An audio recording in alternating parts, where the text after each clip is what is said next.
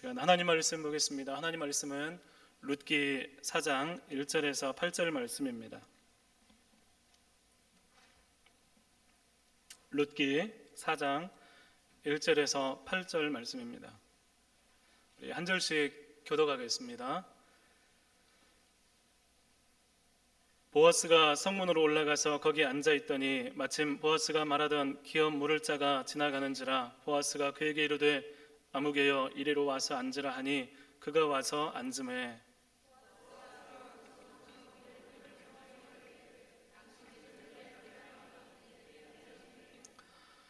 보아스가 그 기업 물을 자에게 이르되 모압 지방에서 돌아온 나오미가 우리 형제 엘리멜렉의 소유지를 팔려 함으로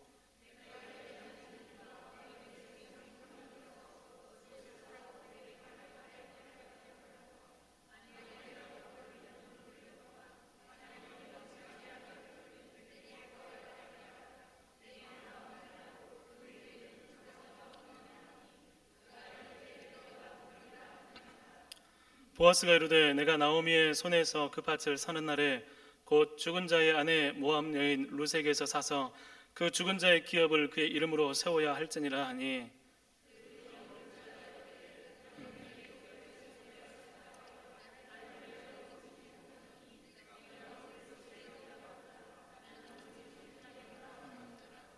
옛적 이스라엘 중에는 모든 것을 무르거나 교환하는 일을 확증하기 위하여 사람이 그의 신을 벗어 그의 이웃에게 주더니 이것이 이스라엘 중에 증명하는 전례가 된지라. 이에 그 기업 물을 자가 보아스에게 이르되 내가 너를 위하여 사라 하고 그의 신을 벗은지라. 아멘. 할렐루야. 우리 옆에 분 같이 인사했으면 좋겠습니다. 사랑합니다. 축복합니다. 예. 잘 오셨습니다. 잘 오셨죠? 예. 오늘 말씀 듣고 기도하는 가운데 우리 성도님들 가운데 정말 마음이 열려지고 뜨거워지고 또 하나님과 관계 가운데 회복되는 귀한 은혜가 있기를 간절히 소망합니다.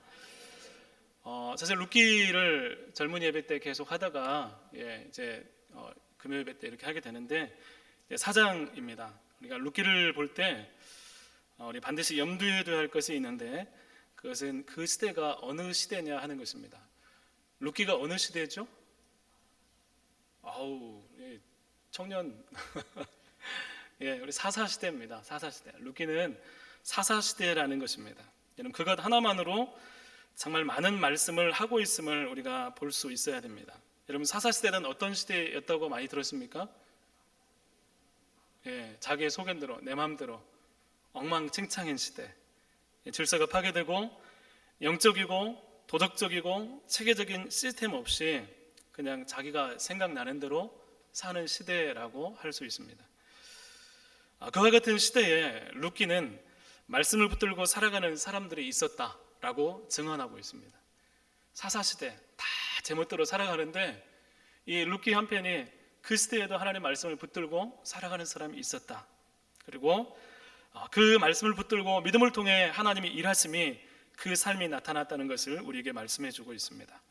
시대가 어떠하든지 사회가 어떠하든지 사람들이 어떤 생각을 가지고 있든지 하나님의 말씀으로 사는 것, 그럼 그것은 결코 어리석지 않다는 것입니다. 이런 믿음이 여러분 가운데 있기를 소망합니다. 오늘도 하나님 말씀으로 살아갈 수 있고 그 말씀을 붙들고 내가 살아가야지 결단할 수 있기를 간절히 소망합니다. 오늘 4장 말씀에 보아스가 성문으로 올라오면서 시작이 됩니다. 나오미와 룻이 완전히 이렇게 모든 것을 잃고 돌아왔을 때 마침 룻이 이제 살기 위해서 보리줍기를 하는데 마침 기업 물을 자 중에 하나인 보아스의 밭에서 보리줍기를 하다가 이제 성문으로 올라오기 그 전날 밤에 이제 룻이 이제 보아스의 타작마당에 찾아와서 두 사람 사이에서 룻이 그렇게 이야기를 합니다. 저를 당신의 옷자락으로 덮어주소서. 룻이 청혼을 한 거예요. 이제 당신은 내 기업 물을 자입니다 라고 이야기하면서 룻이 보아스에게 사랑의 고백을 합니다. 또한 보아스 역시 이 룻의 그 이야기를 듣고 내 딸아 내가 내 말한 대로 다 행하리라 이렇게 이야기를 하면서 두 사람의 마음이 완전히 확인이 되었습니다. 여러분 남자와 여자가 마음이 확인이 되면 어떻게 해야 되죠? 어떻게 해야 되죠? 결혼해야 되죠. 그리고 행복하게 살았더라 이렇게 돼야 되잖아요. 그죠? 좋으면 다 끝이잖아요. 그런데 그렇게 이야기가 흘러가지 않습니다.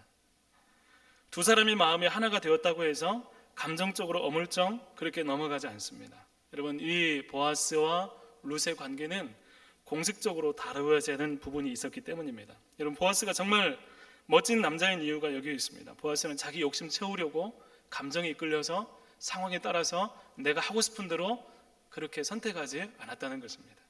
감정보다도 말씀이 훨씬 우선한 사람이었습니다.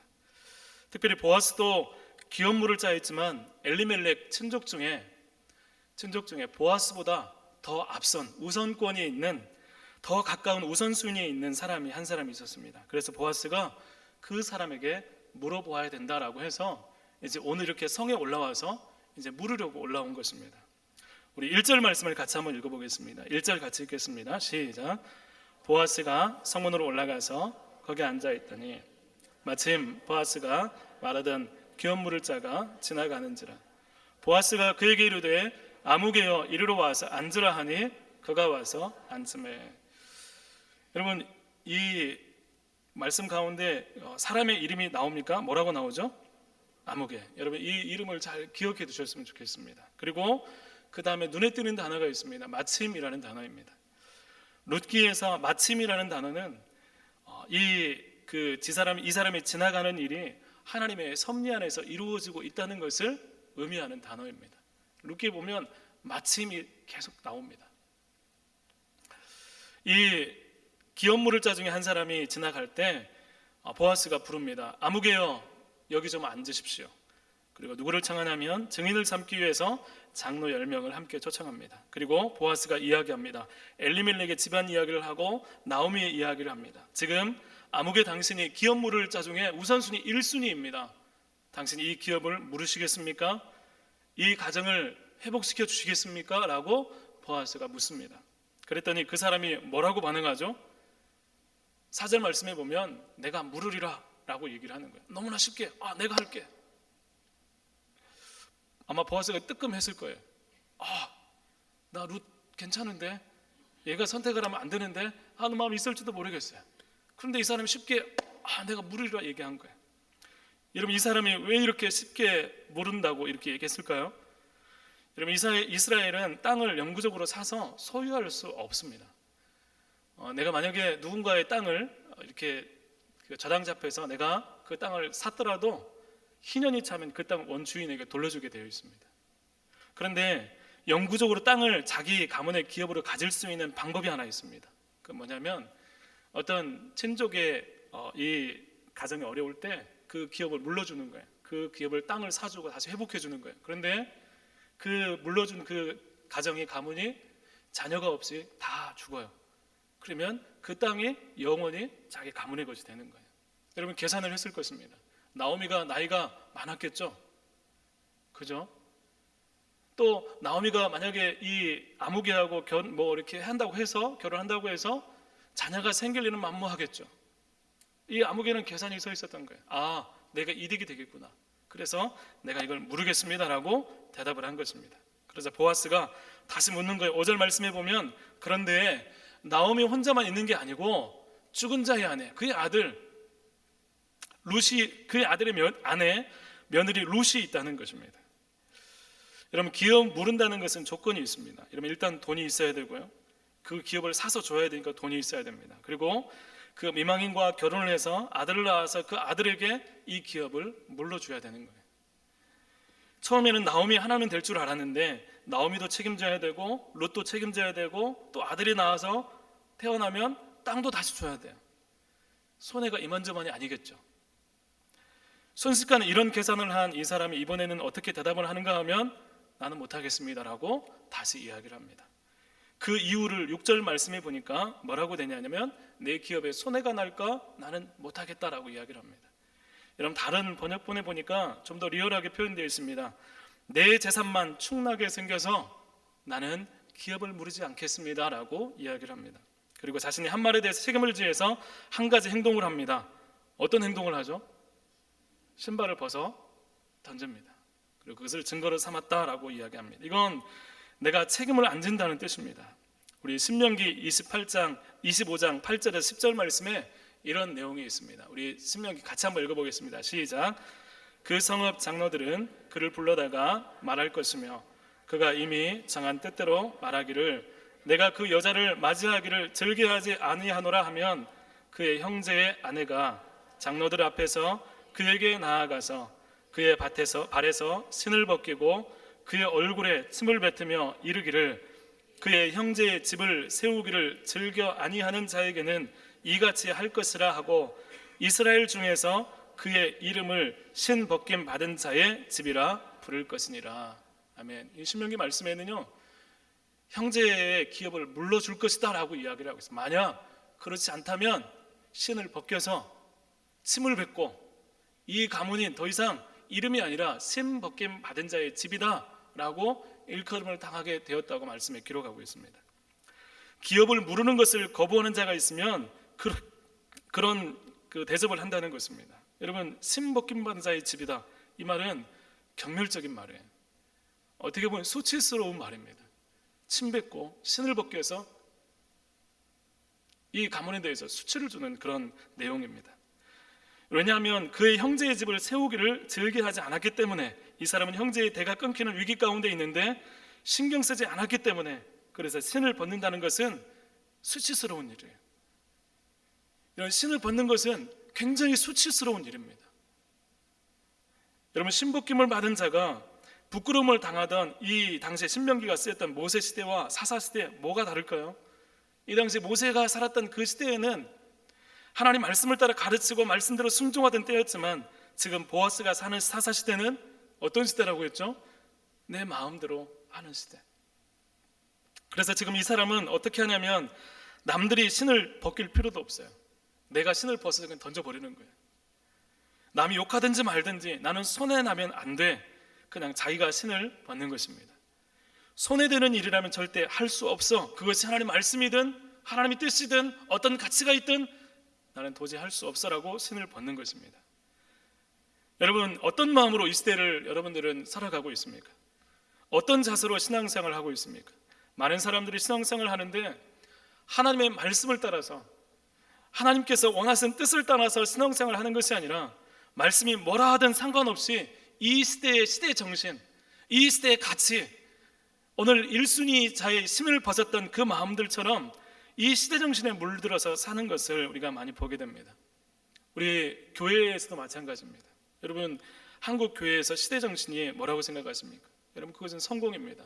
잘 되는 나, 내가 잘 됐으면 좋겠어요. 목회도 성공해야 되고, 성도도 잘 살아야 되고, 성공해야 되고, 이런 성공하고 예수 잘 믿으면 잘 살게 됩니다. 그런데 그 기준이 말씀이 아니라 세상의 잣대이한 성공이라 문제가 되는 것입니다. 여러분, 교회도 여러분 큰 교회 다니면 마치 그냥 조그마한 교회 다니는 것보다 굉장히 좀 자기가 우월한 것처럼 생각을 하는 거예요. 여러분, 큰 교회 직분자하고 작은 교회 직분자하고, 큰 교회 목회자하고 작은 교회 목회자하고 여러분 대할 때 어떻게 대하십니까? 유튜브에 유명한 목사님은 와 하고 작은 교회 목사님 에이 이렇게 하는 모습들이 너무나 만연되어 있습니다. 그것이 마치 성공인 양, 여러분 이 모든 모습들이 사실은 교회를 멍들게 하고 무너지게 하는 것입니다. 여러분, 교회 얘기를 할 때마다 성도가 이렇게 변화되어 가고, 하나님께서 말씀하셔서 성도가 거룩해지고 삶의 변화가 일어나고, 세상이 저렇게 살아가지만 예수 그리스도를 믿었더니 그 세상을 떠나서 구별된 삶을 살더라, 하나님의 능력이 나타나더라. 여러분, 이런 이야기가 들렸으면 좋겠습니다. 성도의 숫자가 얼마고, 재정이 얼마고, 구성원이 의사나 변호사가 또 어떤 정치인이, 여러분 이런 모습들은요 교회의 진정한 가치를 퇴색시킵니다.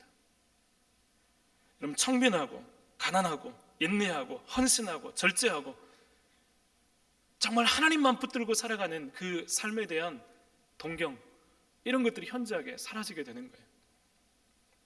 교회와 성도들이 말씀의 정신을 따라서 이 시대의 정신을 거슬러 가면서 나와 주변과 시대를 분별하고 변화시켜 나갈 수 있기를 바랍니다.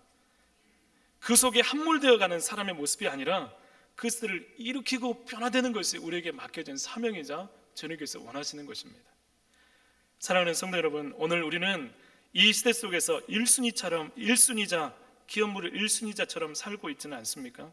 그 시대 사람들이 부끄러운 줄 모르고 신발을 벗어 던질 때, 야, 세상이 변했구나 라고 생각을 하면서 나도 역시 신발을 내 손으로 벗어 던지면서 하나님의 말씀은 아랑곳하지 않고 내 양심은 내팽개쳐버리고 수치스러운 줄 모르고 뭐가 죄인지 수치인지 모르고 마치 그냥 스스로 신발을 벗어 던지는 모습들. 다들 그렇게 사는데 예수 믿고 다르게 살 이유를 여러분 잃어버리진 않았습니까? 바울은 고린도후서 12장 15절에 이렇게 말씀하고 있습니다. 내가 너희 영혼을 위하여 크게 기뻐함으로 재물을 사용하고 또 내 자신까지도 내어 주리니 라고 했는데, 우리 인생에서 누군가를 돕거나 가난한 사람들을 위해서 헌신하는, 허비하는 삶이 예수님이 가르치는 모습인데, 내게 손해가 있을까 해서, 내 재산이 피해를 입을까 해서 말씀을 내팽개치는 모습은 없는지, 오늘 룻기 가운데 룻과 보아스가 보여준 인애의 모습, 헤세드의 모습은 내가 그럴 필요도 없음에도 불구하고 자신의 삶을 들여서 허비하는 것입니다. 여러분, 다른 사람들은 시대정신으로 살아가요. 다른 사람들은 그냥 그렇게 세상의 방법대로 살아갑니다. 그런 삶으로 살아가도 룻, 보아스만큼은 사람들이 다 그렇게 산다고 해서 자신도 그렇게 살아가지 않았다고 룻기는 말씀하고 있습니다. 다 시대정신으로 살아갔어요. 신발을 내팽개쳐버리고 말씀을 아랑곳하지 않고 잘 살기 위해서, 경제적으로 성공하기 위해서, 내가 더 많이 가지기 위해서 살아가는 그 시대 가운데 보아스와 룻은 그 시대정신을 거슬러서 올라가는 삶을 거슬러 올라가서 하나님의 말씀을 지키는 삶, 그 삶을 살아냈다는 것입니다. 그래서 그들이 하나님께 축복의 통로가 되었다는 것입니다. 이 일순위자는 지금 우리가 사는 이 시대 정신에 비춰보면 굉장히 영리한 사람입니다. 굉장히 현실적으로 살아가는 사람입니다. 자기 이익이 있으면 하고 그렇지 않으면 남의 눈치 안 보고 남이 욕하든지 말든지 나는 안 해, 그렇게 하는 사람. 돈은 잘 벌지 모르겠습니다. 뭔가 사람들에게 뭔가 선망의 대상이 될지는 모르겠습니다. 그러나 사랑하는 성도 여러분, 이 1순위 사람이 돈을 아꼈는지 모르겠지만 오늘 말씀해 보면 이 1순위자는 두 가지를 잃어버렸습니다. 첫 번째로 하나님의 일하심을 경험할 기회를 잃어버렸습니다. 이 기업물을 자 1순위자는 나는 손해 안 본다라고 자신 있게 신을 벗어 던졌습니다. 그런데 여러분, 이 1순위자는 무엇을 벗어 던졌는지도 모른 채 벗어 던졌습니다. 과연 그가 벗어 던진 것이 여러분 무엇일까요? 자기 삶 속에 일하실 하나님을 경험할 기회를 잃어버린 것입니다. 여러분, 우리는 돈을 많이 모으려고 그리스도인 된 사람들이 절대로 아니죠. 그렇죠? 여러분, 왜 예수님을 믿습니까? 내가 가진 돈을 허비할지라도 주님의 뜻을 위해서 살아가는 사람이 우리의 삶입니다. 여러분, 우리의 모든 허락하신 모든 것을 가지고 하나님을 많이 경험하기 위해서 부름받은 자들이 바로 그리스도인입니다.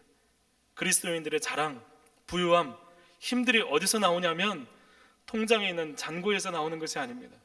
내가 통장에 잔고가 있으면 어깨가 확 상승해서 사람들이 자신 있게 뻐기고 다니는 것은 그리스도인이 아닙니다. 그것은 진정한 그리스도인은 내 삶에 하나님의 일하심을 볼 때 그게 많으면 많은 사람들에게 나는 부유한 사람이다라고 이야기하는 사람입니다.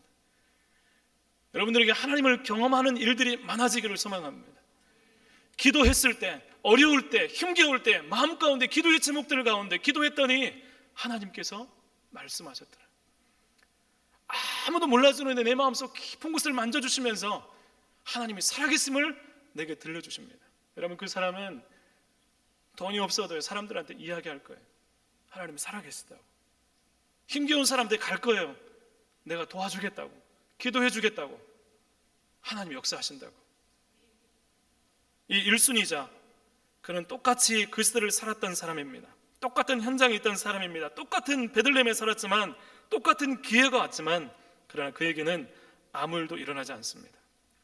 혹시 지금 우리가 이렇게 똑같은 시대를 살고 똑같은 예배의 현장 가운데 있고 똑같은 이 광양 지역에 사는데 어떤 사람은 하나님의 일하심을 경험하는데 정작 나에게는 아무 일도 일어나지 않는 믿음의 삶이 있다면 이 모습을 인해서 하나님 앞에 울었으면 좋겠습니다. 마음 아팠으면 좋겠어요. 아니, 이 광양 지역이 아니라도 다른 지역에는, 어떤 지역에는 정말 하나님을 찾으면서 하나님으로 힘을 삼는 사람들이 분명히 있습니다.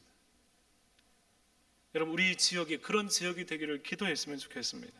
지금 당장 내 눈에 보기에는 이것이 나에게 손해 가는 것 같고 이렇게까지 허비해가면서 헌신해가면서 신앙생활 필요가 있나 하면서 스스로 신을 벗는 순간 하나님의 도우심과 일하심은 없는 것입니다. 여러분, 사도 바울이 참 똑똑한 사람이었습니다. 그가 똑똑함으로 자기의 능력과 생각대로 판단해서 예수 믿는 사람을 잡으러 다니면서 여러 군데를 다녔습니다. 자기 힘으로 자기 똑똑한 대로 살았을 때는 그가 가장 멀리 간 지역은 다메섹이었습니다. 그런데 그가 자신의 능력과 이 모든 것들을 내버리고 하나님 말씀대로 예수님이 엎드려서 주를 위해 헌신하고 말 그대로 허비했을 때 어디까지 갔냐면 여러분, 로마 땅끝까지 가는 바울의 삶의 지경이 넓어지는 일들을 경험하게 됩니다. 저는 우리 성도님과 함께 소망했으면 좋겠습니다. 남들이 다 그렇게 사니까, 내가 손해가 나니까, 세상이 그러니까 그렇게 신발을 내 손으로 벗어 던지는 것처럼 똑같이 사는 것이 아니라 말씀을 따라서 우리 삶 가운데 하나님의 일하심을 풍성하게 더욱 사모할 수 있는 믿음의 성도가 될 수 있기를 간절히 소망합니다. 두 번째로, 이 사람은 이름을 잃어버렸습니다. 보아스가 성문 앞에서 이 사람을 뭐라고 불렀죠? 아무개. 아무개는 무슨 말이에요? 여러분, 성경에 아무개 검색해 보니까 딱 거기만 나와요. 아무개요. 여러분, 이름이 없어요. 여러분, 생각해 보십시오. 1순위자가 더 중요합니까? 2순위자가 더 중요합니까? 당연히 1순위자가 더 우선이고 중요하죠. 그건 당연합니다. 이 사람이 기업물을 자 1순위인데도 불구하고 어떻게 보면 보아스보다 더 중요한 위치이고 책임있고 중요한 사람이고 그의 이름이 나와야 할 자리인데 그 이름이 나오지 않아요. 아무개. 여러분, 보아스가 그 이름을 몰라서 이 사람에게 아무개라고 불렀을까요? 여러분, 지나가고 있는데 아무개! 잠깐 와봐, 이렇게 불렀을까요? 그랬을까요? 아마 보아스는 이름을 알았을 거예요. 이름을 불렀을 거예요. 그런데 루키 기자는 그 이름을 지워버린 것입니다. 왜 이름을 밝히지 않습니까? 이 사람에 대한 하나님의 평가가 그렇다는 거예요. 내가 얼마나 지위가 있고 내가 얼마나 물질이 있는지는 몰라도 너가 그럴 줄은 몰라도 너처럼 너 자신만을 위해서 사는 사람 이름을 알 필요가 없다. 여러분, 오늘 이 자리에서 하나님께서 그 이름을 알 필요가 없이 사는 모습은 없습니까? 시편 이사야 49편 16절에 이렇게 말씀하고 있습니다. 내가 너를 내 손바닥에 새겼다. 또 시편 139편에는 주께서 내가 앉고 일어섬을 아시고 멀리서도 나의 생각을 밝히 아시오며 4절 말씀에는 여호와여 내 혀의 말을 알지 못하는 것이 하나도 없으시니이다 말할 만큼 하나님께서는 우리를 아신다고 말씀하고 있어요.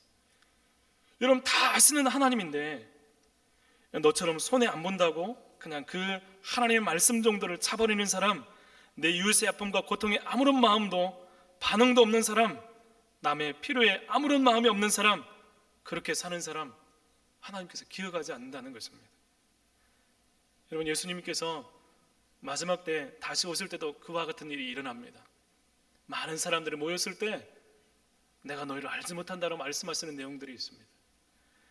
내 마음 중심에 하나님 말씀은 없고 내 삶의 방식에서 하나님의 기대와는 아무런 상관없이 살아가는 이름뿐인 이스라엘 백성, 이름뿐인 교회, 이름뿐인 그리스도인, 그 이름마저 알 필요가 없이 지워진 삶을 살지 않는 저와 여러분이 될 수 있기를 간절히 소망합니다.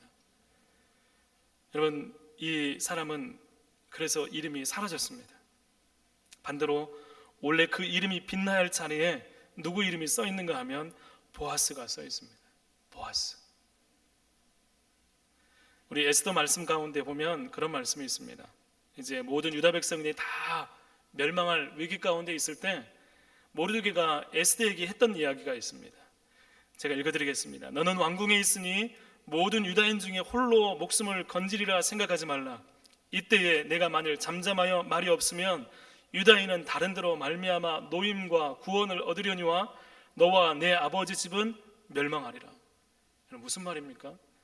너 있는 자리에서 네 민족을 외면해버리면 하나님께서 너 이름을 지워버린다는 거예요. 너는 기억하지 않는다는 것입니다. 여러분, 에스더가 된 것은, 에스더의 이름이 온 이스라엘 민족 영혼이 빛나는 이름이 된 것은 바로 하나님께서 원하신 그 삶을 살기로 결단했기 때문입니다. 그 신발을 벗지 않고 그 형제를 위해서 하나님 말씀대로 결단하고 순종하며 나갈 때 그 이름이 별과 같이 빛날 수 있었던 것입니다. 사랑하는 성도 여러분, 정말 우리가 함께 소망하기를 원합니다. 내 이름이 있어야 할 그 자리에서 우리의 이름이 빛나는 삶을 살아갈 수 있기를 소망합니다. 하나님께서 내게 주신 영광의 기회와 자리를 다른 사람에게 벗어주는 어리석음이 없기를 소망합니다. 여러분, 내 이름을 내기 위해서 사는 것이 결코 아니지만 하나님께서 내 이름을 기억하기 원하십니다. 마지막 때 예수님 다시 오셨을 때 도무지 너희를 모르겠다, 내 앞에서 떠나가라 말씀하시는 것이 아니라 우리의 이름을 기억하면서 우리를 받아들이시면서 우리 이름 불러주는 그런 믿음의 사람들이 될 수 있기를 간절히 소망합니다. 오늘 이 시간 마음 가운데 자문해 봤으면 좋겠습니다. 나는 1순위자로 살아가고 있는지, 아니면 2순위자이지만 보아스와 같이 스스로 벗어던지지 않고 말씀을 붙들고 말씀을 중심으로 살아가고 있는지 우리 자신을 생각해 보면서 이 시간 하나님 앞에 찬양하면서 기도할 수 있기를 간절히 소망합니다. 우리 함께 같이